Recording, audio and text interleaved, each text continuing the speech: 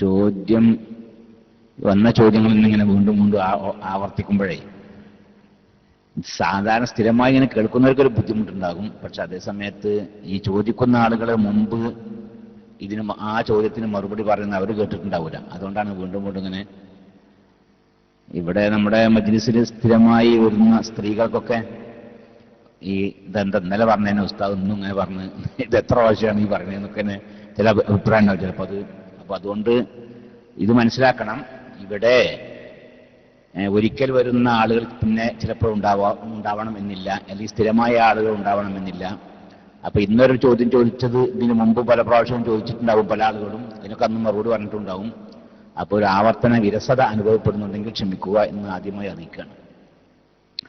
ടോയ്ലറ്റിൽ നിന്ന് ഒളു എടുക്കുന്നതിന് വിധി എന്താണെന്നാണ്. ടോയ്ലറ്റിൽ നിന്ന് ഒളു എടുക്കൽ മലമൂത്ര വിസർജനത്തിന് വേണ്ടി ഇരിക്കുന്ന സ്ഥലത്ത് വെച്ച് ഒളു ചെയ്യൽ കറാഹത്താണ്. അത് നമ്മൾ പല പ്രാവശ്യം പറഞ്ഞൊരു വിഷയമാണ്. അതേസമയത്ത് വലിയ ടോയ്ലറ്റൊക്കെയാണ്, അവിടെ മലമൂത്ര വിസർജനത്തിന് ഒരു സ്ഥലമുണ്ട്, ഒന്നുണ്ടാക്കാൻ വേറെ സ്ഥലവും പൈപ്പും മറ്റൊക്കെ ഉണ്ട് എങ്കിൽ അവിടെ ചോദ്യം ചെയ്യുന്നതിന് കറാഹത്തില്ല. ജുമാ നിസ്കാരത്തിൽ ഇമാമിന് അശുദ്ധി ഉണ്ടായാൽ ഇമാം എന്താ വേണ്ടത്? ഇമാമിന് അശുദ്ധി ഉണ്ടായ പിന്നെ ഇമാം അവിടെ നിൽക്കാൻ പറ്റില്ല. ഇമാം വേഗം കൈയഴിച്ച് പോവുക, അതന്നെ. പിന്നെ ഇമാം ഒരാളവിടെ പിന്നെ ഇമാം നിസ്കരിക്കാൻ വേണ്ടി ആക്കുക, അല്ലെങ്കിൽ വേറെ ആരും കയറി നിൽക്കുക. പക്ഷേ വേറെ വിഷയം എന്നുള്ളത് ഇമാം ഖുതുബ കേട്ട ആളായിരിക്കണം. ഖുതുബയുടെ സന്ദർഭത്തിൽ അവിടെ ഹാജറുള്ള ആളായിരിക്കണം ജുമാന്റെ ഇമാം. പിന്നെ അങ്ങനത്തെ ഒരാള് നിസ്കരിക്കുക. ഇഖാമത്തിന്റെ മുമ്പ് നബിയുടെ മേൽ സ്വലാത്ത് നിർബന്ധം ഉണ്ടോ? ഇഖാമത്ത് കൊടുക്കുന്നതിന് മുമ്പേ റസൂലുള്ളാഹിന്റെ പേര് സ്വലാത്ത് ചൊല്ലൽ സുന്നത്താണ് എന്ന് ഉണ്ട്. പിന്നെ ഇതാ വഅമ്മാ ഖബ്ലൽ ഇഖാമത്തി, അപ്പോൾ ഇഖാമത്തിന്റെ മുമ്പ് ഫഹൽ യുസന്നു അയ്ളൻ ഔല, സ്വലാത്ത് ചൊല്ലൽ സുന്നത്തുണ്ടോ ഇല്ലേ ഇഖാമത്ത് കൊടുക്കുന്നതിന് മുമ്പേ? അഫ്താ ശൈഖുന ശൗബരി ഹീന സുഇല അമ്മാ യുഫ്അലു മിന സ്വലാത്തി വസ്സലാമി അൻ നബി സ്വല്ലല്ലാഹു അലൈഹി വസല്ലം ഖബ്ലൽ ഇഖാമത്തി, ഇഖാമത്തിന്റെ മുമ്പ് റസൂലുള്ളാഹി സ്വല്ലല്ലാഹു അലൈഹി വസല്ലം തങ്ങളുടെ മേൽ സ്വലാത്ത് ചൊല്ലുന്നതിനെ സംബന്ധിച്ച് ബഹുമാനപ്പെട്ട ശൈഖുന ശൗബരിയോട് പിന്നെ ചോദിക്കപ്പെട്ടപ്പോൾ അദ്ദേഹം ഫത്വ നൽകിയത് എന്താണ്? അത് സുന്നത്താണെന്നാണ്. അൽഹോ സുന്നത്തുൻ ഔ ബിദ്അത്തുൻ, അത് സുന്നത്താണോ ബിദ്അത്താണോ എന്നാണ് അദ്ദേഹത്തോട് ചോദിച്ചത്. അപ്പോൾ അദ്ദേഹം ഫത്വ നൽകിയത് ബിഅന്നഹു സുന്നത്തുൻ, അത് സുന്നത്താണെന്നാണ്. എന്ന് മാത്രമല്ല, പിന്നെ ധാരാളം ഹാശത്തു ജമലിൽ പറയാം, ثم رأيت ذلك منقولا عن جماعات من محقق العلماء, ഉലമാക്കളിലെ മുഹഖിഖീങ്ങളായ ഉലമാക്കളിൽ നിന്ന് ധാരാളം ആളുകൾ അങ്ങനെ പറഞ്ഞതായി പിന്നെ ഞാൻ കണ്ടിട്ടുമുണ്ട് എന്ന് പറയാം. ഏത് ഇഖാമത്തിന് മുമ്പേ ഒരു സ്വലാത്തിൽ നമ്മുടെ നാട്ടിലൊക്കെ സാധാരണ ഉണ്ടല്ലോ, ഇഖാമത്ത് തുറക്കുന്നതിന് മുമ്പായിട്ട് അല്ലാഹുമ്മ സ്വല്ലി അലാ സയ്യിദിനാ മുഹമ്മദിൻ വഅലാ ആലി സയ്യിദിനാ മുഹമ്മദ് അല്ലാഹു അക്ബർ അങ്ങനെ ഇഖാമത്ത് തുറക്കുന്നതിന് മുമ്പുള്ള സ്വലാത്തിലല്ലേ, അപ്പോൾ സുന്നത്താണെന്ന്. പിന്നെയും കാണാം വതുസന്നു സ്വലാത്തു അലൻ നബി സ്വല്ലല്ലാഹു അലൈഹി വസല്ലം ഖബ്ലൽ ഇഖാമത്തി, ഇഖാമത്തിന് മുമ്പായി റസൂലുള്ളാഹിന്റെ മേൽ സ്വലാത്ത് ചൊല്ലൽ സുന്നത്താക്കപ്പെടും. അലാമാ ഖാലഹു നബി ഫി ശറഹിൽ വസീത്ത്, ബഹുമാനപ്പെട്ട ഇമാം നബവി തങ്ങൾ ശറഹിൽ വസീത്തിൽ പറഞ്ഞതനുസരിച്ച്. ഇമാം നബവി ശറഹിൽ വസീത്തിൽ അങ്ങനെ പറഞ്ഞു എന്ന് മാത്രമല്ല, വഅതദമഹു ശൈഖുന ഇബ്നു സിയാദ് അതിനെ മുഅ്തമദാക്കുകയും ചെയ്തിട്ടുണ്ട്. വഖാല അമ്മാ ഖബ്ലൽ അസാനി, അപ്പൊ ബാങ്കിന്റെ മുമ്പ് പിന്നെ ഒരു സ്വലാത്ത് ചൊല്ലലുണ്ടല്ലേ, അതിനെക്കുറിച്ച് ബഹുമാനപ്പെട്ടവർ പറയാണ്, ഞാൻ സംബന്ധമായി ഒന്നും ഞാൻ കണ്ടിട്ടില്ല. പക്ഷെ അതേ സമയത്ത് വഖാല ശൈഖുൽ കബീറുൽ ബക്കരി അന്നഹാ തുസന്നു ഖബ്ലഹു ഇന്നഹാ തുസന്നു ഖബ്ലഹുമാ, ബാങ്കിന്റെയും ഇഖാമത്തിന്റെയും മുമ്പ് സ്വലാത്ത് ചൊല്ലൽ സുന്നത്തുണ്ട് എന്ന് ഷെയ്ഖ് ബക്കരി തങ്ങൾ പറഞ്ഞിട്ടുണ്ട്. അപ്പൊ ബാങ്കിന്റെയും ഇഖാമത്തിന്റെയും മുമ്പ് എന്ത് സ്വലാത്ത് ചൊല്ലൽ സുന്നത്തുണ്ട്. പിന്നെ ഇഖാമത്തിന്റെയും ബാങ്കിന്റെയും ശേഷം ലാ ഇലാഹ ഇല്ലല്ലാഹ് എന്ന് പറഞ്ഞു പിന്നെ മുഹമ്മദ് റസൂലുള്ളാഹി പറയാൻ സുന്നത്തുണ്ട് ഇല്ല? ലാ യുസന്നു, സുന്നത്താക്കപ്പെടുകയില്ല. മുഹമ്മദ് റസൂലുള്ളാഹി പറയാൻ സുന്നത്താക്കപ്പെടുകയില്ല ബഅദഹുമാ, ബാങ്കിന്റെയും ഇഖാമത്തിന്റെയും ശേഷം. ഇമാമൈ മുഅദ്ദിന് ലാ ഇലാഹ ഇല്ലല്ലാഹ് എന്ന് പറയാം, അവസാനം മുഹമ്മദ് റസൂലുള്ളാഹി കൂടി പറയാം, അത് സുന്നത്തില്ല. അല്ലെ ഇഖാമത്തിന് ശേഷം, ഇഖാമത്തിന് അവസാനത്തെ വാക്ക് ലാ ഇലാഹ ഇല്ലല്ലാഹ്, അതിനുശേഷം പിന്നെ മുഹമ്മദ് റസൂലുള്ളാഹിയും കൂടി പറയൽ സുന്നത്തില്ല. പിന്നെ അവിടെ എന്താ സുന്നത്തുള്ളത്? അവിടെ സ്വലാത്തിൽ ചില സുന്നത്താണ്. അപ്പൊ ലാ ഇലാഹ ഇല്ലല്ലാഹ് എന്ന് പറഞ്ഞാൽ പിന്നെ അല്ലാഹുമ്മ സ്വല്ലി അലാ സയ്യിദിനാ മുഹമ്മദിൻ വഅലാ ആലി സയ്യിദിനാ മുഹമ്മദ് അല്ലാഹുമ്മ റബ്ബ ഹാദിഹി ദഅവത്തി തമ്മ വസ്സലാത്തിൽ ഖായിമ, അങ്ങനെ സ്വലാത്ത് ചിലരാണ് സുന്നത്ത്. മുഹമ്മദ് റസൂലുള്ളാഹി പറയൽ സുന്നത്തില്ല. ഇആനത്തിന്റെ ഇബാറത്താണ് ഞാൻ ഇപ്പോൾ വായിച്ചത്. ഉസ്താദെ, ഒരാൾക്കൊരു പെൺകുട്ടിയെ വിവാഹം ചെയ്യാൻ ഇഷ്ടമാണ്. കുട്ടിയുടെ ഉപ്പ ഫോണിലൂടെ കെട്ടിച്ചു തരാൻ പറ്റുമോ? സാക്ഷികൾ ഇല്ലെങ്കിലും അതൊന്നും പറ്റൂല. ഫോണിൽ കൂടെ ഒന്നും നിക്കാഹ് ചെയ്താലേ സഹിയാവുകയില്ല. പിന്നെ ഇനി പറഞ്ഞ സാക്ഷ്യം വേണം. നിക്കാഹ് സഹിയാണെങ്കിൽ വലിയും വേണം, പിന്നെ വരനും വേണം, പിന്നെ രണ്ട് സാക്ഷികളും വേണം. ആ രണ്ട് സാക്ഷികൾ തന്നെ ഉള്ള നിബന്ധന തന്നെ പറഞ്ഞത് എന്താ? ഫോണിൽ കൂടെ നിക്കാഹ് ചെയ്ത് സഹിയാവൂല.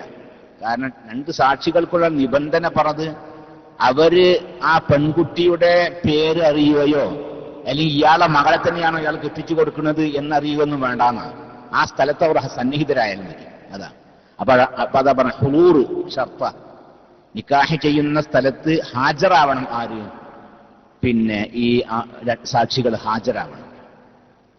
അവരെങ്ങനെയെങ്കിലും കേട്ടാലൊന്നും പോരാ. ഫോണിൽ കൂടിയോ അല്ലെങ്കിൽ ടെലിവിഷനിൽ കൂടിയോ മറ്റൊന്നും കേട്ടാലൊന്നും പോരാ. എന്ത് വേണം? അവരാ സ്ഥലത്ത് ഹാജരാവുക തന്നെ വേണം. എന്ന് മാത്രമല്ല, സാക്ഷികൾക്ക് പിന്നെ കേൾവി കഴിവും സംസാരിക്കാനുള്ള കഴിവൊക്കെ വേണേ. ചൂടട്ടന്മാരും പിന്നെ സംസാരിക്കാനുള്ള കഴിവല്ല പറഞ്ഞത്, ഈ കേൾക്കാനുള്ള കഴിവും പിന്നെ കാണാനുള്ള കഴിവൊക്കെ വേണം. ഫിൽ ബുജൈരി മിമാ നസ്സുഹു വലാ യുഷ്തർതു മഅരിഫത്തു ശുഹൂദി. സാക്ഷികൾ അറിയൽ ഷർത്താക്കപ്പെടൂല. ലിസ്സൗജത്തി, ആരാണ് പെണ്ണ്, ആ ഭാര്യയെ അറിയല് പിന്നെ സാക്ഷികൾക്ക് ഷർത്തില്ല. വല അന്നൽ മൻകുഹത്ത ബിന്തു ഫുലാൻ, ഇന്നാളുടെ മകളെയാണ് കെട്ടിച്ചു കൊടുക്കുന്നത് എന്നറിഞ്ഞോളം എന്നുമില്ല. പിന്നെന്താണ്? വലിൽ വാജിബു അലൈഹിം അൽ ഹുദൂർ, നിക്കാഹ് നടക്കുന്ന ആ സദസ്സിൽ ഹാജരാവലാണ് അവർക്ക് നിർബന്ധമുള്ളത് സാക്ഷികൾക്ക്. വമിൻ ലാസിമിഹ അൽ ഇസ്ലാമു, സാക്ഷികൾ ആരായിരിക്കണം? മുസ്ലിം ആയിരിക്കണം, പിന്നെ പ്രായപൂർത്തിയും ബുദ്ധിയുള്ള എത്തിയവരായിരിക്കണം, പിന്നെ സമഉം നുതുഖും ബസറും, കേൾവി കഴിവ് വേണം, സംസാരിക്കാനുള്ള കഴിവും വേണം, പിന്നെ കാഴ്ച കഴിവും വേണം, കാണാനുള്ള കഴിവും വേണം. ആർക്ക്? സാക്ഷികൾക്ക്. അപ്പൊ അതാ കാണല് ആ നിക്കാഹ് ചെയ്ത് കൊടുക്കുന്ന ആളുടെ ഫോട്ടോ കണ്ടാ പോരാ. ഇനി വരന്റെ ഫോട്ടോ കണ്ടാ പോരാ, രണ്ടുപേരുടെയും തടിയെന്നെ കാണണം. അപ്പൊ അതാണ്. അപ്പൊ അത് ഷർത്താണ്. ഏത്? വലിയും വരനും ഷർത്താണ്. അതുപോലെ തന്നെ രണ്ട് സാക്ഷികൾ ഷർത്താണ്. ആ രണ്ട് സാക്ഷികൾ ആ സ്ഥലത്ത് ഹാജരാവലും ഷർത്താണ്.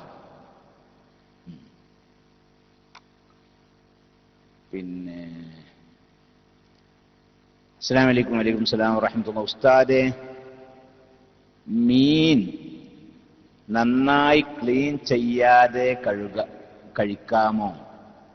മീന് ക്ലീൻ ചെയ്യൊക്കെ വേണം. പക്ഷെ എല്ലാ മീനും ഒരേ നിരക്കല്ല ക്ലീൻ ചെയ്യൽ നിർബന്ധമുള്ളത്. ഞാൻ ഇന്നലെ പറഞ്ഞത്, വലിയ മീനൊക്കെ ആണെങ്കിൽ സ്രാവ് പോലെയുള്ള അയക്കുറ പോലെയൊക്കെയുള്ള വലിയ മീനാണെങ്കിൽ അതിന്റെ കാഷ്ടം, അതും അതിന്റെ കാഷ്ടമുള്ള അതിന്റെ പാടൊക്കെ ഉണ്ടാവും, ഒരു ഇങ്ങനെ ഒട്ടിപ്പിടിച്ചിട്ട് കറുത്ത നിറത്തിൽ, അതൊക്കെ കളയണം. നേരെ മറിച്ച് അതിനേക്കാളും ചെറിയ മീനൊക്കെ ആണെങ്കിൽ കാഷ്ട കളഞ്ഞാൽ മതി. ചിലത് അതിന്റെ അവിടെ ഒരു കറുത്ത പാടൊക്കെ ഉണ്ടാവും, അത് കളയാൻ ബുദ്ധിമുട്ടായിരിക്കും. എന്നാൽ വളരെ ചെറിയ മീനുണ്ട്, ഒന്നും ചെയ്യണ്ട, അല്ലാതെ തന്നെ അത് വേവിച്ച് വേഗം കഴിക്കാം. അത് നന്നാക്കാൻ നിൽക്കൊന്നും വേണ്ട. വളരെ ചെറിയ ഉണ്ടാവില്ല, ചെറിയ എന്തായാലും പറയല്. അപ്പോൾ പല മീനിനും അവിടെ പല നിബന്ധനകളാണുള്ളത്. ചില ചെറിയ മീനൊക്കെ ആകുമ്പോൾ കാഷ്ടം കളയാനൊന്നും സാധിക്കൂല. അങ്ങനത്താണ് ഈ വിരോധത്തിൽ.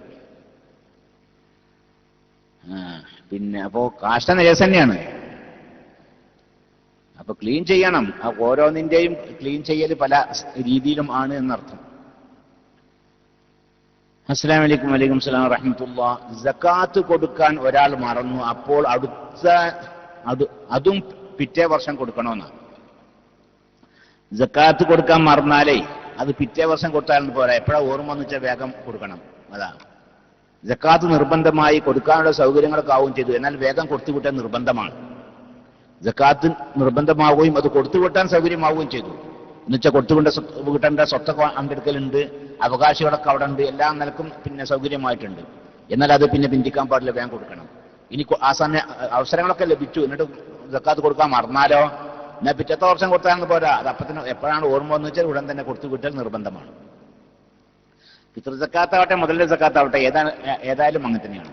പിന്തിക്കൽ അനുവദനീയമാണ്. അത് അതിൻ്റെതായ മസ്ലഹത്തിന് വേണ്ടി, അവകാശികൾ പിന്നെ പെട്ട ചില വ്യക്തികളുണ്ട്, അവരുണ്ട് എത്താൻ വേണ്ടി, അങ്ങനെ പല അതിൻ്റെതായ മസ്ലഹത്തുണ്ടല്ലോ, അതിനു വേണ്ടി പിന്തിക്കാം എന്നല്ലാതെ എല്ലാ വക സൗകര്യം കിട്ടിയതിനു ശേഷം പിന്തിക്കാൻ പാടില്ല. എനിക്ക് ഒരാൾ ഒരു മുടി തിരുകേശമാണെന്ന് പഠിച്ചു, ഇപ്പോഴാ അത് കഴിഞ്ഞിട്ടില്ല, തിരുകേശവും മറ്റൊന്നും ആണെന്ന് പറഞ്ഞ് തന്നാൽ അത് വിശ്വസ്തനായാലും ഇല്ലെങ്കിലും ഞാൻ അത് സ്വീകരിക്കുന്നതിന്റെ വിധി എന്താണെന്ന്. അത് വിശ്വസ്തനാണെങ്കിലും ആയാലും വേണ്ടില്ല, വിശ്വസ്തനല്ലെങ്കിലും വേണ്ടില്ല, നബി സല്ലല്ലാഹു അലൈഹി വസല്ലം തങ്ങളുടേതാണെന്ന് പറഞ്ഞാൽ അത് ആണോ എന്ന് പരിശോധിക്കാൻ സാധിക്കുന്ന ഒരു വിഷയമാണ്. അപ്പോൾ ഏത് വലിയ വിശ്വസ്തനാണെന്ന് ശരി നമുക്കൊന്ന് പരിശോധിക്കാവുന്നതാണ്. അത് നിഴല് സൂര്യന്റെ താഴെ ഒന്ന് വെച്ച് നോക്കുക, അപ്പോൾ നിഴലുണ്ടോ നോക്കുക, നിഴലുണ്ടെങ്കിൽ റസൂലുള്ളാഹിന്റേതല്ല. പിന്നെ അല്ലെങ്കിൽ ഒരു വിളക്ക് കത്തിച്ച് നോക്കുക, നിഴലുണ്ടോ, അപ്പോൾ പിന്നെ കത്തിച്ചാൽ കത്തുന്നുണ്ടോ നോക്കുക, അതോ കത്തിച്ചാൽ കത്തുന്നില്ല, അതേസമയത്ത് അതിന് നിഴലും ഇല്ല, റസൂലുള്ളാഹിന്റേതാണ്, ഉണ്ടോ, കത്തിച്ചാൽ കത്തുന്നുണ്ടോ, നല്ല റസൂലുള്ളാഹിന്റെ അല്ലേനും. അവിടെ വിശ്വസ്തൻ തരലും അത് മറ്റൊന്നല്ല വിഷയം. അത് ആര് തന്നാലും പരിശോധിച്ച് ഉറപ്പുവരുത്താനുള്ള മാർഗമുള്ളൊരു ഒരു വസ്തുവാണത്. പിന്നെ ഉലുഹിയ്യത്തിന്റെ ഇറച്ചി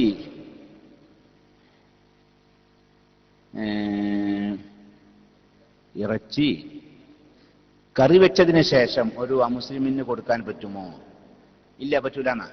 അത് ഉലുഹിയ്യത്തിന്റെ ഇറച്ചി പച്ചയിലും പിന്നെ വേവിച്ചതിന് ശേഷം ഒന്നും അമുസ്ലിമിന് കൊടുക്കാൻ പറ്റുകയില്ല. കാരണം ഞാൻ പല പ്രാവശ്യം പറയാറുണ്ട്, ഉലുഹിയ്യത്ത് എന്ന് മാത്രമല്ല, ഉലുഹിയ്യത്തല്ല, പിന്നെ അമുസ്ലിങ്ങൾക്ക് സദഖ ചെയ്താൽ കൂലി കിട്ടും. അമുസ്ലിങ്ങൾക്ക് ഭക്ഷണം കൊടുത്താലും വറച്ചു കൊടുത്താലും ചായ വാങ്ങി കൊടുത്താലും പൈസ കൊടുത്താലും എന്ത് പിന്നെ അവർക്ക് ഏത് രീതിയിൽ സദഖ ചെയ്താലും അതിന് പറിച്ചുകൊണ്ടിരുന്ന കൂലി കിട്ടും. പക്ഷെ അതേസമയത്ത് ഉലുഹിയ്യത്ത് അതല്ല. ഉലുഹിയ്യത്ത് എന്ന് പറഞ്ഞാൽ അത് ചില നിബന്ധനകളൊക്കെ പാലിക്കപ്പെടേണ്ടുന്ന ഒരു അമലാണത്.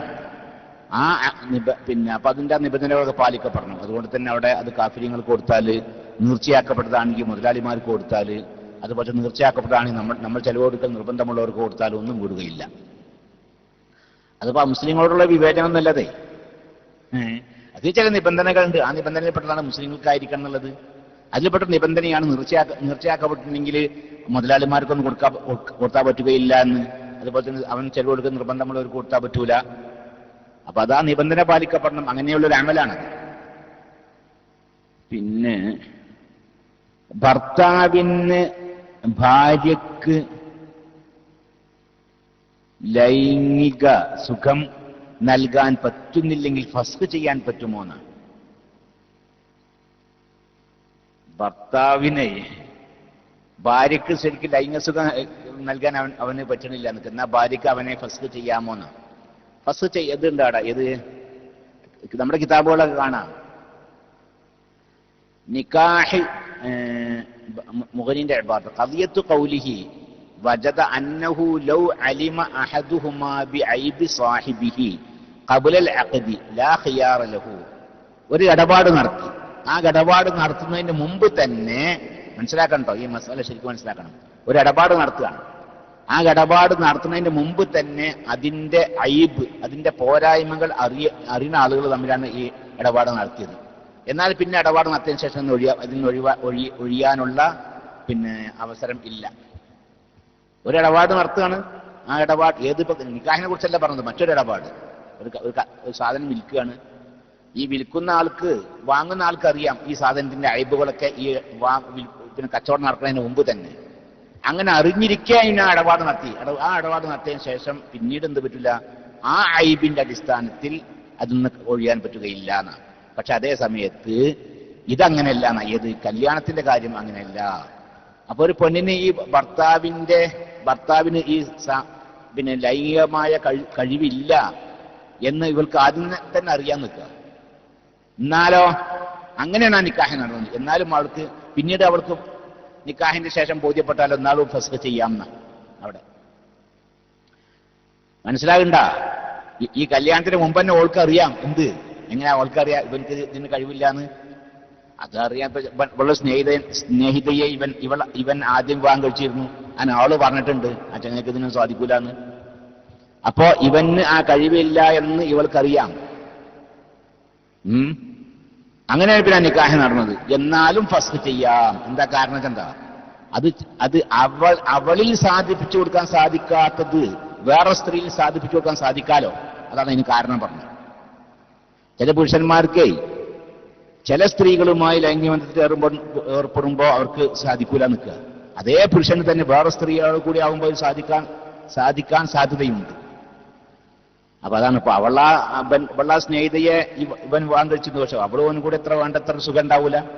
അപ്പൊ അവളുടെ സുഖം പിന്നെ തീർത്തു കൊടുക്കാൻ അവന് സാധിക്കുന്നുണ്ടാവൂല. അതേ സമയത്ത് വേറൊരു പെണ്ണാകുമ്പോൾ സാധിക്കാലോ. അതാണ്. അപ്പൊ സാധാരണ ഒരു ഇടപാട് പോലെയല്ല. സാധാരണ ഒരു ഇടപാടിൽ ആ ഇടപാട് നടത്തുന്നതിന് മുമ്പ് മനസ്സിലായ അയ്ബ്, ആ അയ്ബിന്റെ അടിസ്ഥാനത്തിൽ പിന്നെ ആ ഇടപാട് നടത്തിയാൽ പിന്നെ ഒഴിവാകാൻ പറ്റുകയില്ല. എന്നാൽ നിക്കാഹ് അങ്ങനെയല്ല.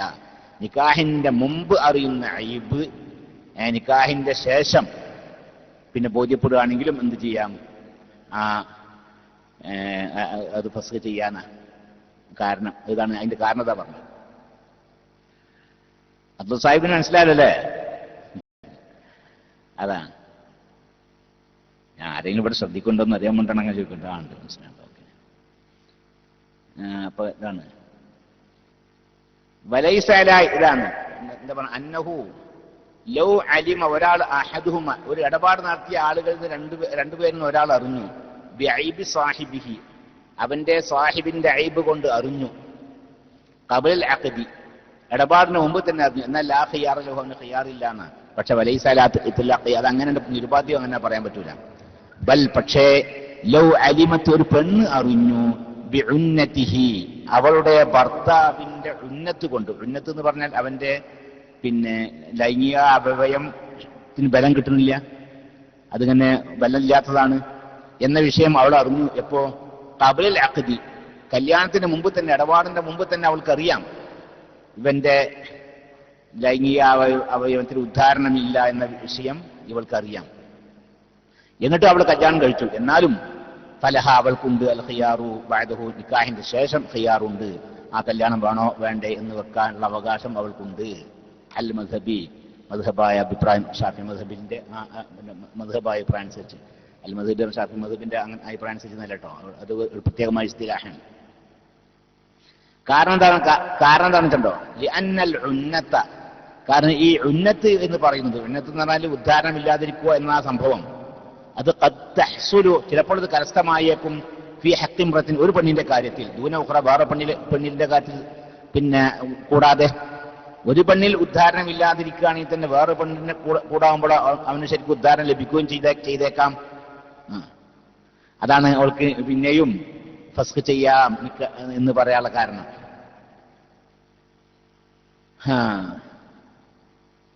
വേറെ ഇത് കാണാം, യസ്ബുത്തുൽ ഖിയാറു, ഖിയാർ സ്ഥിരപ്പെടും, വേണോ വേണ്ട എന്ന് വെക്കാനുള്ള അവകാശം എന്നാണ്. അതാണ് ഇപ്പൊ ഖിയാർ, അത് സ്ഥിരപ്പെടും. സൗജത്തി, ഭാര്യക്ക്, ബിൽ ഉന്നത്തി, ഭർത്താവിന് ഉന്നത്തുണ്ട് എന്നതുകൊണ്ട്. ഉന്നത്ത് പറഞ്ഞാൽ ഞാൻ നേരത്തെ പറഞ്ഞല്ലോ, ഉദ്ധാരണമില്ലാത്തൊരവസ്ഥ. അവളല്ലാത്തൊരു പെണ്ണിനെ ജിമാ ചെയ്യാൻ അവന് സാധിക്കുമെങ്കിലും ശരി. ഇവനിപ്പോ ഇവളെ ജിമാ ചെയ്യുമ്പോഴാണ് ഇപ്പൊ അവന് ഉദ്ധാരണം ഇല്ലാതിരിക്കുന്നത്. അതേസമയത്ത് വേറെ പെണ്ണിനെ ഓർക്ക് കിട്ടുകയാണെങ്കിൽ അവർക്ക് ശരിക്കും ഉദ്ധാരണമൊക്കെ ഉണ്ടാകും. എന്നാലും ശരി, ഇവൾക്ക് എന്ത് ചെയ്യാം? അവനെ പിന്നെ ഒഴിവാക്കാനുള്ള ഖിയാറുണ്ട്.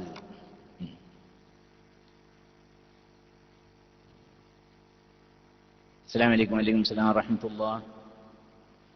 4 മാസമായിരുന്ന ഗർഭം അലസി കുട്ടിയെ മറവ് ചെയ്തു മയ്യിത്ത് നിസ്കരിക്കേണ്ടതുണ്ടോന്ന്? 4 മാസമായ 4 മാസമായിക്കണ് ഇവിടെ പ്രസവിക്കുന്ന സമയത്തെ പ്രസവിക്കുന്ന സമയത്ത് ആ കുട്ടി, അവൾക്ക് എന്തില്ല, ആ കുട്ടിക്ക് ജീവനില്ല നിൽക്കുക.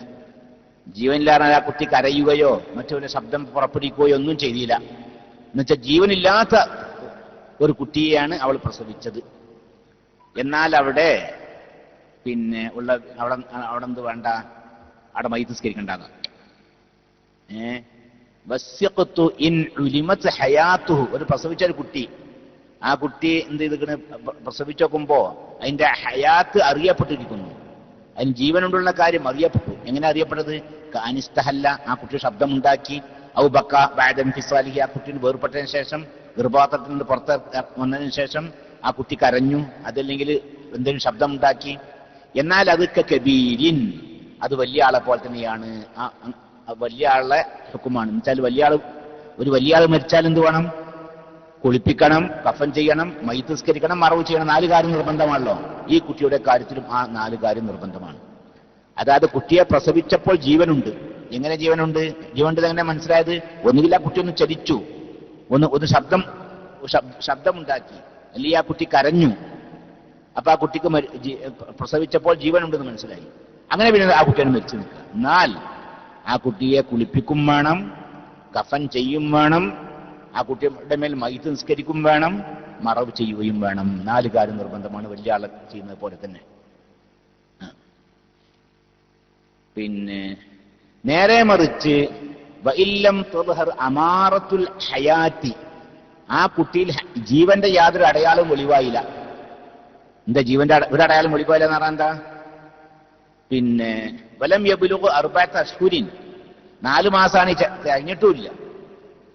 4 മാസം ആവുന്നതിന് മുമ്പ് ആ കുട്ടിയെ പ്രസവിക്കുകയും ചെയ്ത്, അതിന് പുറമെ ആ കുട്ടിയിൽ ജീവന്റെ യാതൊരു അടയാളം വെളിവാവുകയും ചെയ്തില്ല, ശബ്ദമുണ്ടാക്കുകയോ കരയുകയോ ഒന്നും ചെയ്തില്ല. എന്നാൽ ലം യുസല്ല അലൈഹി, ആ കുട്ടിയുടെ മേൽ നിസ്കരിക്കാൻ പാടില്ല.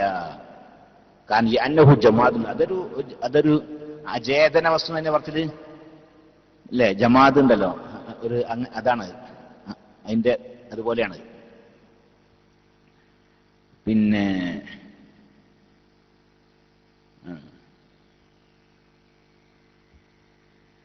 പിന്നെന്താണ്?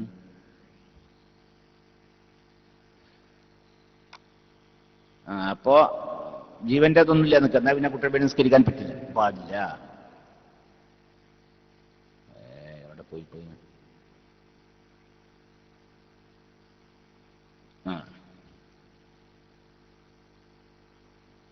വമിൻ സമ്മ ഫഇൻ ബലഗ 4 അശ്ഹുരിൻ ഫസാഇദൻ, അതല്ലെങ്കിൽ ഇനി എന്ത്? ഒരു കുട്ടിയെ പ്രസവിച്ചപ്പോൾ ആ കുട്ടിക്ക് 4 മാസം അതിന്റെ മേലെ കഴിക്കണ്, പിന്നെ ഈ ഹയാത്ത് ജീവന്റെ അടയാളൊന്നും വെളിവാവുകയും ചെയ്തില്ല. എന്നാൽ ആ കുട്ടിയുടെ മേലെ നിസ്കരിക്കൽ ഹറാമാണ്. ഞാൻ നേരത്തെ പറഞ്ഞല്ലോ അല്ലേ? 4 മാസം ആയിരിക്കുന്നു, പിന്നെ ജീവൻ പ്രസവിച്ചു നോക്കുമ്പോൾ അതിന് ജീവനില്ല, ജീവന്റെ യാതൊരു അടയാളവും ഉണ്ടായിട്ടില്ല, എന്നാൽ നിസ്കരിക്കൽ ഹറാമാണ്. പിന്നെയോ പിന്നെ എന്ത് വേണം? വയുഗസ്സലു വയുകഫനു വയുദ്ഫനു ഖത്അൻ, ആ കുട്ടിയെ കുളിപ്പിക്കണം, കഫൻ ചെയ്യണം, മറവ് ചെയ്യുകയും വേണം. എപ്പോ? മനുഷ്യരൂപത്തിലാണ് എങ്കിൽ, ആദമീയിൻ, ഒരു മനുഷ്യരൂപം വെളിവായിട്ടുണ്ട് എങ്കിൽ, ഒരു ഇറച്ചി കഷ്ണമോ ഒരു മാംസ കഷ്ണം എന്നല്ല, ഒരു മനുഷ്യരൂപം ആയിട്ടുണ്ട്, പ്രസവിച്ചു നോക്കുമ്പോൾ ജീവനൊന്നുമില്ല, എന്നാ എന്ത് ചെയ്യുക? കുളിപ്പിക്കുക, കഫൻ ചെയ്യുക, മറവ് ചെയ്യുക, നിസ്കരിക്കാൻ പാടില്ല. അസ്സലാമു അലൈക്കും. വലൈക്കും സലാം വറഹ്മത്തുള്ളാഹി. തൊട്ടാൽ വുളു മുറിയുന്ന ആളുകൾ ഇങ്ങോട്ട് തൊട്ടാൽ വുളു മുറിയുമോ? ഒക്കെ മുറിയും. സവാഉനിൽ ലാമിസു വൽ മൽമൂസു എന്നല്ലേ? തൊട്ടവനും തൊടപ്പെട്ടവനും സമമാണെന്ന് പറഞ്ഞാൽ ഒരു അന്യ സ്ത്രീ ഒരു പുരുഷനെ അങ്ങോട്ട് തൊട്ട് അല്ലെങ്കിൽ ഇവൻ അങ്ങോട്ട് തൊട്ട് രണ്ടാളെ വുളു മുറിയുന്നത്. തൊട്ടവന്റെ വുളു മുറിയും, തൊടപ്പെട്ട ആൾ നിരപരാധിയാണ് അല്ലേ? ഓൻ അറിയാതെ തൊട്ടുപോയതാണ് മറ്റവൻ, ഇവൻ ആ വിഷയം തന്നെ അറിയില്ല, എന്നാലും ശരി ഇവന്റെ വുളു മുറിയും. ഉസ്താദെ, സുന്നത്ത് നിസ്കാരം പൂർത്തിയാക്കാതെ ഇടക്ക് മുറിച്ച് ഫർദ് നിസ്കാരത്തിൽ കൂടാമോ?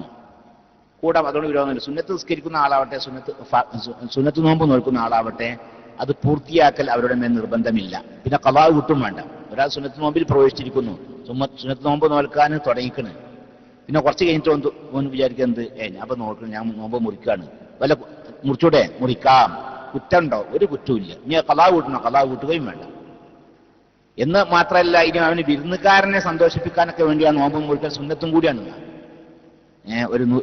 അവന്റെ വീട്ടിൽ ഒരു വിരുന്നുകാരൻ വന്നു, ഇവൻ നോമ്പില്ലാതെ, അല്ല ആ വിരുന്നുകാരൻ നോമ്പില്ല, ഇവനാണ് നോമ്പുണ്ട്. അപ്പൊ ആ വിരുന്നുകാരൻ അതുകൊണ്ട് വല്ല വിഷമുണ്ടെങ്കിൽ അപ്പൊ അവിടെ സുന്നത്തും, അവൻ നോമ്പ് മുറിക്കലാണ് സുന്നത്തം.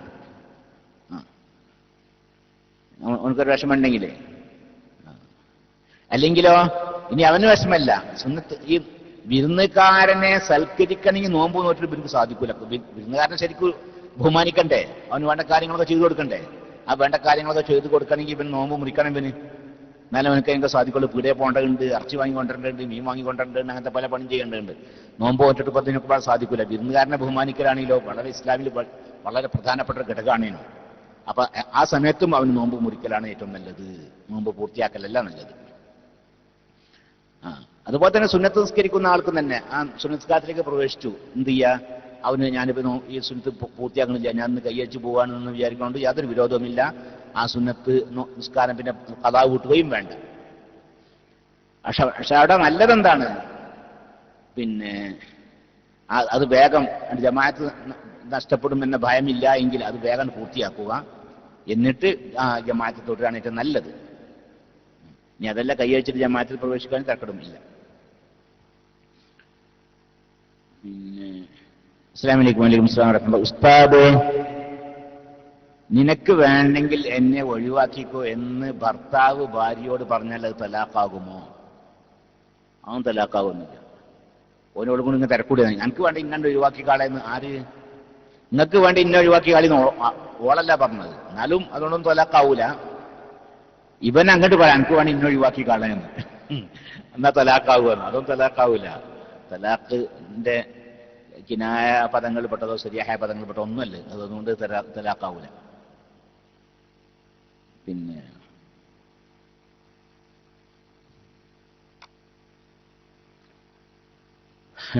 മറ്റൊന്ന്, കിടക്കുമ്പോൾ ഏത് ഭാഗം ചെരിഞ്ഞാണ് കിടക്കേണ്ടത് എന്ന്.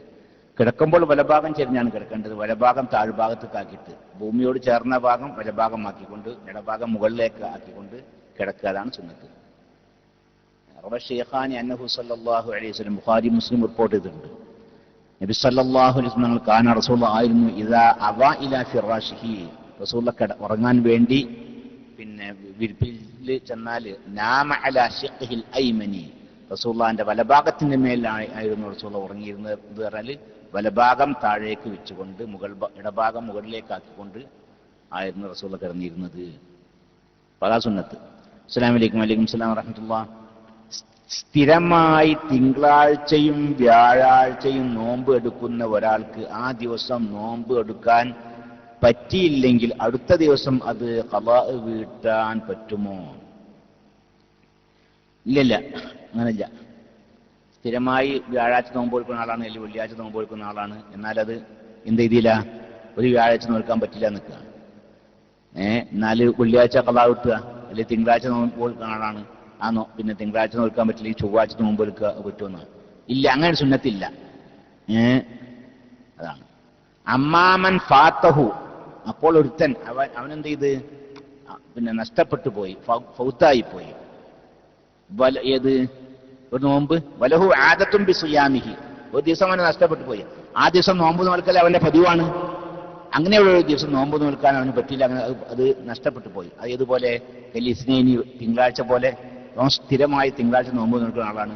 അങ്ങനെ തിങ്കളാഴ്ച നോമ്പ് നോറ്റിയില്ല, അവൻ നോമ്പ് നോക്കാൻ പറ്റിയില്ല. എന്നാൽ ഫലാ യുസന്നു ലഹു ഖളാഉഹു, അത് ഖളാ വീട്ടൽ സുന്നത്തില്ല എന്ന്. മനസ്സിലായല്ലോ അല്ലേ? ഉസ്താദെ, സുന്നത്ത് നോമ്പ് നോറ്റു പിന്നെ അത് മുറിക്കേണ്ടി വന്നു, ഇനി അത് ഖളാ വീട്ടണോ? അതിപ്പോ നേരത്തെ പറഞ്ഞത് വേണ്ടാന്ന്. സുന്നത്ത് നോമ്പ് നോറ്റ് പിന്നെ ഇടക്ക് വെച്ച് മുറിച്ചു, എന്നാൽ പിന്നെ ഖളാ വീട്ടണ്ടാന്ന്.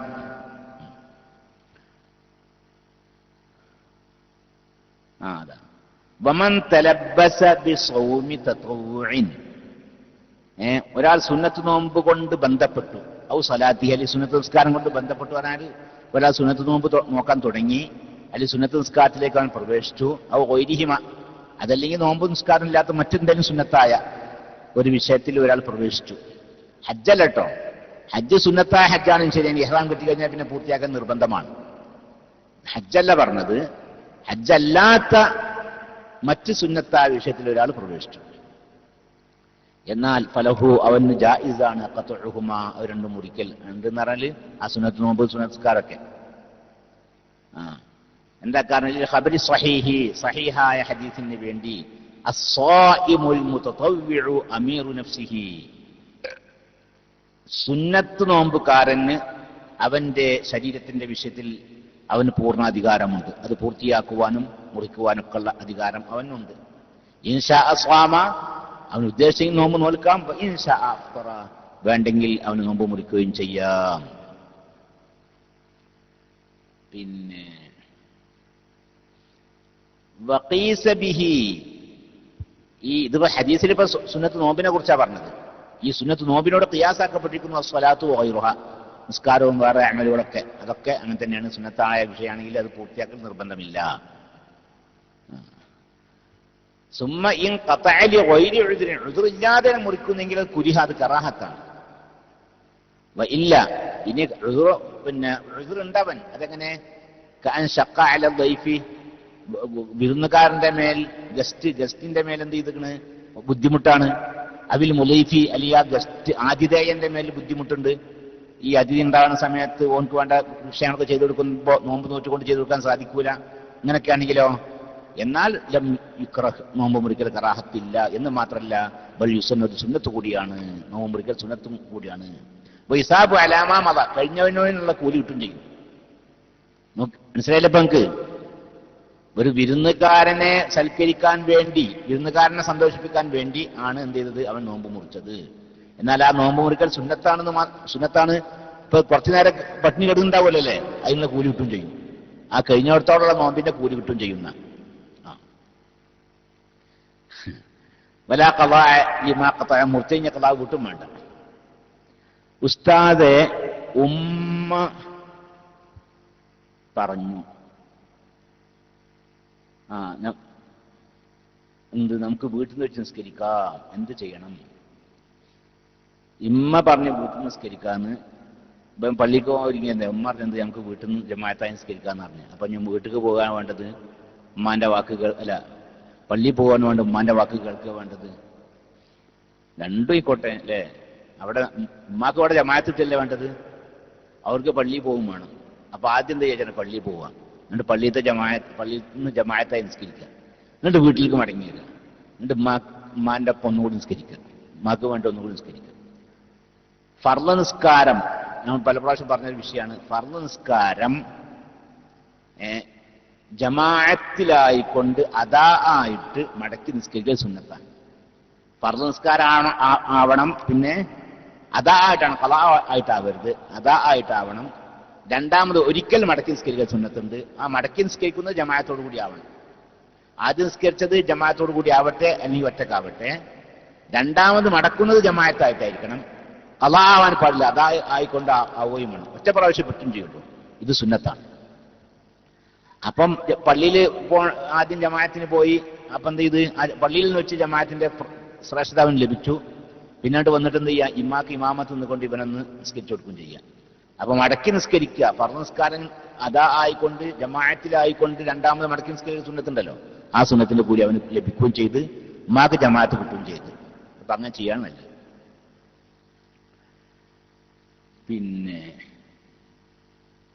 യുസന്നുലിൽ മുസല്ലി, നിസ്കരിച്ചവന് സുന്നത്താക്കപ്പെടും. ഫർള് നിസ്കരിച്ചവൻക്ക് മുഅദ്ദൻ വൈറൽ മൻസൂറത്തി വൈറ സ്വലാത്തി ജനാസത്തി, മജ്ലിസ്കാരും വലിയ നിർത്തിയാക്കണമെന്നല്ല, ഫർള് എന്ത് നിസ്കരിക്കുന്നവന് സുന്നത്താക്കപ്പെടും. പിന്നെ എന്ത് സുന്നത്താക്കണം? ഇആദത്തുഹാ മഅ ജമാഅത്തിൻ യുദ്രികുഹാ, ആ നിസ്കാരത്തെ ജമാഅത്തിനോട് കൂടെ ഒന്നും കൂടി മടക്കി നിസ്കരിക്കൽ സുന്നത്താക്കപ്പെടുന്ന.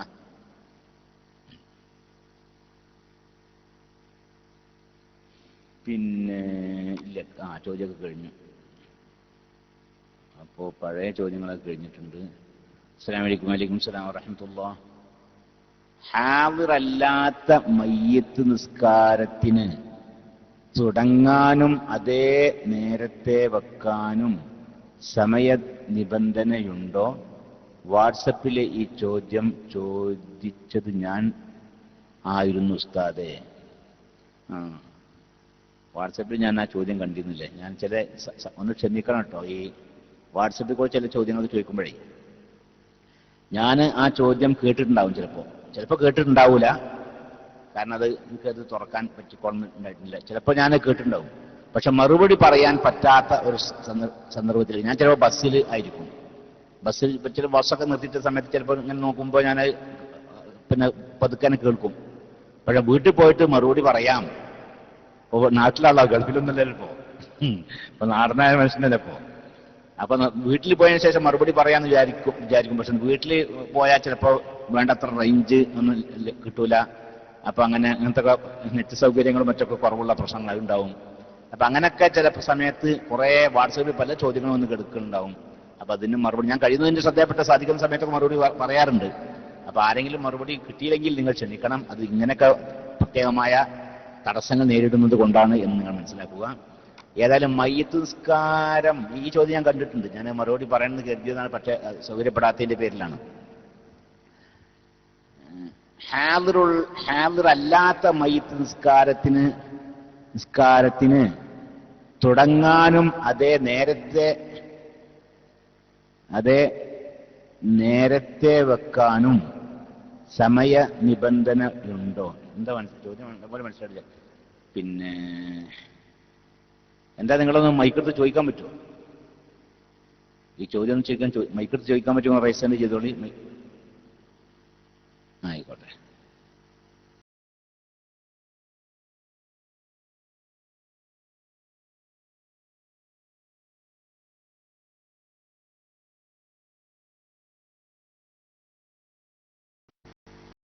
ചോദിച്ചോളി. നിങ്ങൾ റൈസ് ചെയ്ത് എന്താ ചോദിക്കാൻ? ഞാൻ മൈക്ക് കിട്ടണില്ലേ? ചിലപ്പോൾ അങ്ങനെ ഉണ്ടാവില്ലേ, ചിലപ്പോൾ മൈക്ക് കിട്ടാത്ത പ്രശ്നങ്ങൾ ഉണ്ടാവാം. ഈ എന്താണ് ഹാജറല്ലാത്ത മയ്യിത്ത് നിസ്കാരം, ഗായിബായ നിസ്കാരം അല്ലേ? ആ മയ്യിത്ത് നിസ്കാരം നിസ്കാരത്തിന് തുടങ്ങാനും അതേ നേരത്തെ വെക്കാനും സമയ നിബന്ധന ഉണ്ടോന്ന് എന്താ ചോദ്യം? മനസ്സിലാണില്ല. ആ ചോദ്യം എന്താ മനസ്സിലാണില്ല? എന്താണ് ചോദ്യം? വേറെ ആർക്കും മനസ്സിലാക്കണം ആ ചോദ്യം. ഞാൻ അവർക്ക് ചോദിക്കാം. ആ ചോദ്യം മനസ്സിലാണ് ചേട്ടാ. ഞാൻ വാട്സപ്പിൽ നിങ്ങളുടെ ശബ്ദം ഏതായാലും ഗായിബായ മയ്യിത്താണ് എങ്കിൽ അത് നിസ്കരിക്കണമെങ്കിൽ ഏത് മയ്യിസ്കാരാണെങ്കിലും ശരി, അത് നിസ്കരിക്കണമെങ്കിൽ മയ്യിത്ത് കുളിപ്പിക്കണം. മയ്യിത്ത് കുളിപ്പിക്കഴിഞ്ഞ ശേഷം നിസ്കരിക്കാൻ പറ്റുള്ളൂ. അപ്പോ പിന്നെ സ്ഥലത്തുനിന്ന് ഒരാൾ മരിച്ചിക്കണ്, അയാളെ മയ്യിത്ത് കുളിപ്പിക്കൽ കഴിഞ്ഞ് നിറഞ്ഞു നിൽക്കുക, എന്നാൽ ഗായിബായ മയ്യിത്ത് നിസ്കാരം നിസ്കരിക്കാം. അതിനിവിടെ ആദ്യം ഹാജറായ മയ്യിസ്കാരം നടന്നോ എന്നൊന്നുമില്ല. മയ്യിത്ത് കുളിപ്പിക്കൽ കഴിഞ്ഞു എന്ന് അറിഞ്ഞാൽ തന്നെ എന്ത് ചെയ്യാം? ഗായിബായ നിലക്കുള്ള മയ്യിസ്കാരം നിർവഹിക്കാം. പക്ഷേ കഫൻ ചെയ്തതിന് ശേഷമാണ് ഏറ്റവും ഉത്തമം. കഫൻ ചെയ്യുന്നതിന് മുമ്പായിട്ട് നിസ്കരിക്കൽ കറാഹത്താണ് അല്ലേ? കഫൻ ചെയ്തതിന് ശേഷം നിസ്കരിക്കലാണ്. ഇപ്പൊ നിങ്ങൾക്ക് മൈക്ക് കിട്ടുവോ? ഒന്ന് നോക്കണ, ഒന്ന് റൈസ് ചെയ്ത് നോക്കി. ഞാനീ പറഞ്ഞ ശരിക്കും ക്ലിയർ ആയിട്ട് കേൾക്കണ്ട നിങ്ങൾക്ക്? ഓക്കെ, ഞാൻ മൈക്ക് രജിസ്റ്റർ ചെയ്യാം.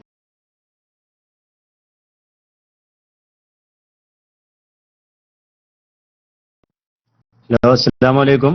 കേൾക്കുന്നുണ്ടെന്ന് വിചാരിക്കുന്നു. ഞാൻ പറയുന്നത് കേൾക്കുന്നുണ്ട്. ഞാൻ ചോദിച്ചത് നമ്മുടെ നാട്ടില് പിന്നെ ഹാജറല്ലാത്ത മയ്യിത്ത് നിസ്കരിക്കുമ്പോഴേ, അപ്പോ ഇവിടെ അത് നിസ്കാരം തുടങ്ങാനും പ്രത്യേക ടൈമുണ്ട്. അതേമാതിരി ഇപ്പോ ഒരു വർഷം മുമ്പ് ഇപ്പോ മറയിത ഒരു മയ്യത്താണ്, അതിനു വേണ്ടി ഇപ്പൊ നിസ്കരിക്കാൻ പറ്റുമോ? അതാണ് എന്റെ ചോദ്യം. നമ്മള് മുമ്പ് ഒരു കൊല്ലം മുമ്പൊക്കെ മരിച്ച ആളാണ്, അപ്പൊ നിസ്കരിക്കാൻ പറ്റിയിട്ടില്ല ഇവിടുന്ന്. പിന്നെ ഒരു വർഷത്തിന് ശേഷം നിസ്കരിക്കാൻ പറ്റുമോ? അതാണ് എന്റെ ചോദ്യം. അതുപോലെ അവിടുന്ന് നിസ്കാരം തുടങ്ങാനും പ്രത്യേക ടൈമുണ്ടോ? പിന്നെ കഫൻ ചെയ്ത് കഴിഞ്ഞേക്കോ അല്ല മറ വെയ്യല് കഴിയണോ? അതൊന്നുകൂടി വ്യക്തമാണ്. ഓക്കെ.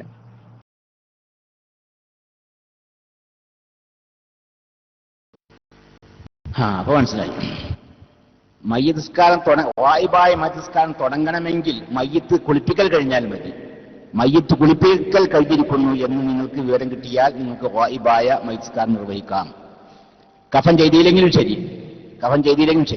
പക്ഷെ കഫൻ ചെയ്തതിന് ശേഷം മയ്യിത്ത് കുളിപ്പിക്കലും കഴിഞ്ഞ് കഫൻ ചെയ്യലും കഴിഞ്ഞ് അതിനുശേഷം നിസ്കരിക്കണം ഏറ്റവും നല്ലത്. കഫൻ ചെയ്യുന്നതിന് മുമ്പായി നിസ്കരിക്കൽ കറാഹത്താകുന്നു. നിസ്കരിച്ചാൽ സഹീഹാകും. എന്നാൽ കുളിപ്പിക്കുന്നതിന് മുമ്പ് നിസ്കരിക്കലോ സഹീഹാവുകയും ഇല്ല. ആ പറഞ്ഞ എനിക്ക് മനസ്സിലായല്ലേ? ഈ പറഞ്ഞ മനസ്സിലായല്ലോ? ഇപ്പൊ പറഞ്ഞോടത്തോളം മനസ്സിലായിക്കണം. മനസ്സിലായി. ഇനി ഒരു കൊല്ലം മുമ്പ് മരിച്ചതിനിപ്പോ മയ്യിത്ത് നിസ്കരിക്കാൻ പറ്റുമെന്ന്. ഇയാൾ മരിച്ച സമയത്ത് ഈ നിസ്കരിക്കുന്ന ആള് മയ്യിത്ത് നിസ്കാരം ഫർളായ ആളാണ് എങ്കിൽ അയാൾക്ക് നിസ്കരിക്കാം. ഉദാഹരണം, കഴിഞ്ഞ വർഷമാണ് ഇയാള് പിന്നെ ഒരാൾ അല്ലെങ്കിൽ ഒരു 10 കൊല്ലായിക്കോട്ടെ അല്ലേ, ഞാനൊരു ഉദാഹരണം, ഒരു 10 വർഷം മുമ്പ് ഒരാൾ മരിച്ചിട്ടുണ്ട്. ഇവൻക്ക് ഇപ്പൊ ഒരു 15 വയസ്സായിട്ടുള്ളൂ. ഇപ്പൊ ഈ നിസ്കരിക്കുന്ന ആൾക്ക് ഒരു 15 വയസ്സായിട്ടുള്ളൂ. അപ്പൊ 10 വർഷം മുമ്പാണ് 5 വയസ്സായിട്ടുള്ളൂ. 5 വയസ്സാണ്. അപ്പൊ മയ്യിത്ത് നിസ്കാരം ഫർളായ ആളല്ല അന്ന് ഇവൻ. ഈ വ്യക്തി മരിച്ചന്ന് ഈ നിസ്കരിക്കാൻ ഉദ്ദേശിക്കുന്ന ആള് മയ്യിത്ത് നിസ്കാരം ഫർളായ ആള് അല്ല. അങ്ങനെയുള്ള ആളാണെങ്കിൽ ഇപ്പൊ മയ്യിത്ത് നിസ്കരിക്കാൻ പറ്റുകയില്ല. നേരെ മറിച്ച് പ്രായപൂർത്തിയായിട്ടില്ല. നേരെ മറിച്ച് ഇത് മരിച്ചെന്നേ, അദ്ദേഹം മരിച്ചെന്ന് ഈ നിസ്കരിക്കാൻ ഉദ്ദേശിക്കുന്ന ആൾക്ക് പ്രായപൂർത്തിയായിട്ടില്ല, എന്നാൽ അയാൾ ഇപ്പോൾ നിസ്കരിച്ചാൽ സഹിയാവില്ല, പറ്റുകയില്ല എന്നർത്ഥം. നേരെ മറിച്ച് ഈ മരിച്ച ആള് മരിച്ചെന്ന് ഇയാൾ മയ്യിത്ത് ഫർളായ ആളാണ്, അത് പ്രായപൂർത്തിയൊക്കെ എത്തിയ നിസ്കാരത്തിന് തടസ്സമൊന്നും ഇല്ലാത്ത ആളാണ്, അന്നാൾക്ക് നിസ്കരിക്കാൻ പറ്റില്ല. എന്നാൽ അയാൾക്ക് ഇപ്പം എന്ത് ചെയ്യാം, നിസ്കരിക്കുകയും ചെയ്യാം. അപ്പൊ ഒരു ചോദ്യം ഉണ്ടായതിനു മുമ്പ് നബിന്റെ പേരിൽ മയ്യിത്ത് നിസ്കരിക്കാൻ പറ്റുമെന്ന്. നബിന്റെ മേലെ അത് എങ്ങനെയായി പറ്റൂല. പിന്നെ അതിന് പുറമെ ഈ ആള് വഫാത്തായ അന്ന ആള് റസൂൽ വഫാത്തായ അന്ന് ഇയാളില്ലല്ലോ, അല്ലെങ്കിൽ നബിമാരെന്ന് വഫാത്തായ ആ സമയത്ത് ഇയാളില്ലല്ലോ. നബിമാരുടെ ഖബറിന്റെ മേലെ എടുത്തുപോട്ടെ, ഏതായാലും പറ്റൂല കേട്ടോ, അത് വിഷയം വേറെ. ഇനിയിപ്പോ ഉണ്ടെങ്കിൽ തന്നെ റസൂലുള്ളാഹിന്റെ ഹയാത്ത് കാലത്ത് ഉണ്ടായിരുന്ന ഒരാളാണ് അയാള്. റസൂലുള്ളാഹിന്റെ ഹയാത്ത് കാലത്ത് നിസ്കാരം ഫർളായ ആളുമാണ്. അപ്പൊ ഖബറിന്റെ അടുത്ത് പോയി നിസ്കരിക്കാൻ പറ്റുമോ? ഇല്ല. കാരണം നബിമാരുടെ ഖബറിന്റെ അടുത്ത് പോയി നിസ്കരിക്കാൻ പാടില്ല. അത് നബിന്റെയും ഖബറിന്റെ അടുത്ത് പോയി നിസ്കരിക്കാൻ പാടില്ല. നബിമാരല്ലാത്ത ആളാണ് നിൽക്കുക, എന്നാൽ ഖബറിന്റെ അടുത്ത് പോയി നിസ്കരിക്കുകയോ ചെയ്യുക, വായുവായ മരിച്ചാലൊക്കെ പിന്നെ നിർവഹിക്കാം. പക്ഷേ അത് ഈ വ്യക്തി മരിച്ചന്ന് ഈ വ്യക്തി മയ്യിത്ത് നിസ്കാരം ഫർളായ ആള് ആവണം എന്നൊക്കെ പറഞ്ഞ് മനസ്സിലാക്കണം. അപ്പൊ കഴിഞ്ഞ വർഷം ഒരാൾ മരിച്ചു, അന്ന് ഇദ്ദേഹം മയ്യിത്ത് നിസ്കാരം ഫർളായ ആളാണ്, പ്രായപൂർത്തിയൊക്കെ എത്തിയ ആളാണ്, എന്നാൽ അയാൾക്ക് ഇപ്പോൾ അയാളുടെ മേലെ വായുവായ നിസ്കാരം നിസ്കരിക്കാം, അതല്ലേ പറ്റുകയും ഇല്ല. നിങ്ങൾക്ക് പറഞ്ഞ മനസ്സിലാക്കണം. ഇപ്പൊ പറഞ്ഞ മനസ്സിലാക്കണ അല്ലെ? ചോദിച്ചാൾക്ക് മനസ്സിലാക്കണം. ചോദിച്ചാൾക്ക് മനസ്സിലാക്കണം. മുപ്പത് DC ആയ പിന്നെ മനസ്സിലാക്കണം. ഓക്കെ, അൽഹംദുലില്ലാഹ്. അപ്പോ ഇനി ഉള്ള മറ്റുള്ള ചോദ്യങ്ങൾക്കൊക്കെ ഇൻഷാ അല്ലാഹ് നമുക്ക് നാളെ മറുപടി പറയാം. ഇതുവരേക്കും പറഞ്ഞത് അല്ലാഹു സുബ്ഹാനഹു വ തആല ഖബൂൽ ചെയ്യട്ടെ, കേട്ടത് അല്ലാഹു സുബ്ഹാനഹു വ തആല ഖബൂൽ ചെയ്യട്ടെ, ഇതിൽ പങ്കെടുത്തതും ഒക്കെ അല്ലാഹു റബ്ബുൽ ഇസ്സത്ത് സ്വീകരിക്കട്ടെ. ഇത് അല്ലാഹു നമ്മുടെ അടുക്കൽ നിന്ന് ഒരു ദീനിനുള്ള ഒരു ഖിദ്മത്തായി അല്ലാഹു ഖബൂൽ ചെയ്തതിന് പൂർണ്ണമായ സവാബ് അല്ലാഹു നൽകട്ടെ. സ്വാലിഹായ അമലായി അല്ലാഹു ഖബൂൽ ചെയ്യട്ടെ. ആമീൻ. സർവശക്തനായ അല്ലാഹു ഞങ്ങളുടെ എല്ലാവരുടെയും ചെറുതും വലുതുമായ എല്ലാ ദോഷങ്ങളും നീ പുറത്തു തരണേ. എന്താണ് ജമാഅത്തായ നിസ്കരിക്കൽ നിർബന്ധമുണ്ടോ? ഇല്ലല്ല. മയ്യിത്ത് ജമാഅത്തായ നിസ്കരിക്കൽ നിർബന്ധമുള്ള കാര്യമൊന്നല്ല. മയ്യിത്ത് ജമാഅത്തായിട്ട് നിസ്കരിക്കാം, ഒറ്റക്ക് നിസ്കരിക്കാം. ജമാഅത്തായി നിസ്കരിക്കുമ്പോൾ കൂടുതൽ കൂലിയുണ്ട്. ഒറ്റക്ക് നിസ്കരിച്ചാലും മയ്യിത്ത് സഹിയാകും. മനസ്സിലായല്ലേ? മയ്യിത്ത് എന്ന് പറഞ്ഞാലേ ജമാഅത്തായിട്ട് തന്നെ നിസ്കരിക്കാൻ പറ്റുള്ളൂ, അങ്ങനെയൊന്നുമില്ല. ഒറ്റക്ക് നിസ്കരിക്കാം. ജമാഅത്തായി നിസ്കരിച്ചാൽ ജമാഅത്തിന്റെ കൂലി, ജമാഅത്തായി നിസ്കരിച്ചതിന്റെ കൂലിയുണ്ട്. ഒറ്റക്ക് നിസ്കരിച്ചാൽ ആ കൂലി കിട്ടൂല. അത്രേ ഉള്ളൂ. അല്ലാഹു റബ്ബുൽ ഇസ്സത്ത് നമ്മുടെ എല്ലാവരുടെയും ആഖിബത്ത് നന്നാക്കി തരട്ടെ. ലാ ഇലാഹ ഇല്ലല്ലാഹ് എന്ന കലിമ ഉച്ചരിച്ച് സ്വർഗം കണ്ട് മരിക്കുന്ന ഭാഗ്യവാന്മാരുടെ കൂട്ടത്തിൽ അല്ലാഹു തആല നമ്മെ എല്ലാവരെയും ഉൾപ്പെടുത്തി തരട്ടെ. ربنا آتنا في الدنيا حسنة وفي الآخرة حسنة وقنا عذاب النار وصلى الله على سيدنا محمد وآله وصحبه أجمعين والحمد لله رب العالمين. السلام عليكم ورحمة الله تعالى وبركاته.